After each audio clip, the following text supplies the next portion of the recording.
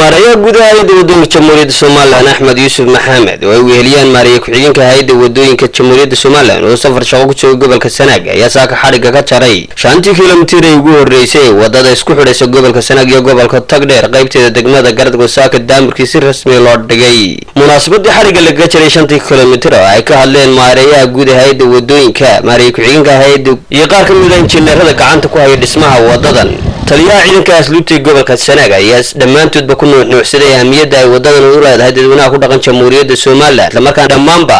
shaqaalaha hay'adda wadooyinka uga mahadceliyay hawsha adag ee qaranka u haya isla markaana sida ugu soo dhabar adeegeen marxalad kasta oo ay la soo martay wadadan maanta oo taariikhda la soo xusay 10 bishii 9aad degmada gar adag bari uga sii bilowday wadadii laamiga ahayd sida la socotaa wada muddo dheer loo soo socotay bay ahayd dhinacaan hadda waxay ka socotaa wadada dhinacaan ceel nimcaan waa ka soo socotaa xagga garadagna bari bay uga sii socotaa si dhaqsaale isu gaari doonaan saddexda degmada ceelaf weyn Argaabo iyo Garadag waxa bishaaro iyo farxad labaada in maanta aan halkan ku kulannay saddexdii casho ugu dambeeyayna aan shaqaalaha kaamamka iyo xiriyaha iyo xaaladahaas dhabta ee ka jira iyo duruufaha ku waageeran ama duruufaha ka jira shaqaalaha iyo saydadka kalmihiga iyo kulaylka iyo xagaaga iyo dhaxanta iyo duruufuhu ka jiraan u dhabar adeegayaan xaaladooda si dhab u ogaano maalintii ugu horeysay shacabka Garadag baa mahadcelin looga baahan yahay qaranka Soomaaliland baa looga baahan yahay waxaanu samaynaynaa si dhaqso ah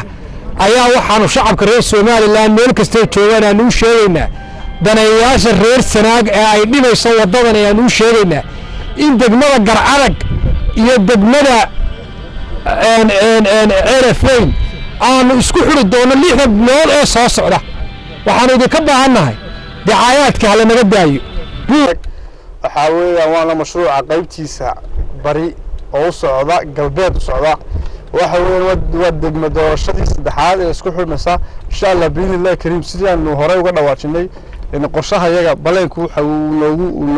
loo qorshaysan in sanadka inta ka dhiman insha Allah biillah kariim kullu yahay daawada iska leh inaan dadaalkayga iyo wixii karaankayga aan isku xirno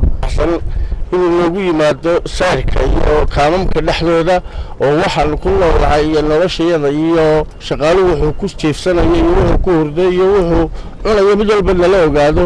aad iyo aad baan u mahadsan aan ugu faraxsan lahay isagana ugu mahadnaqaynaa wali maareeyo sidaas oo kale saarka noola seexdo oo guud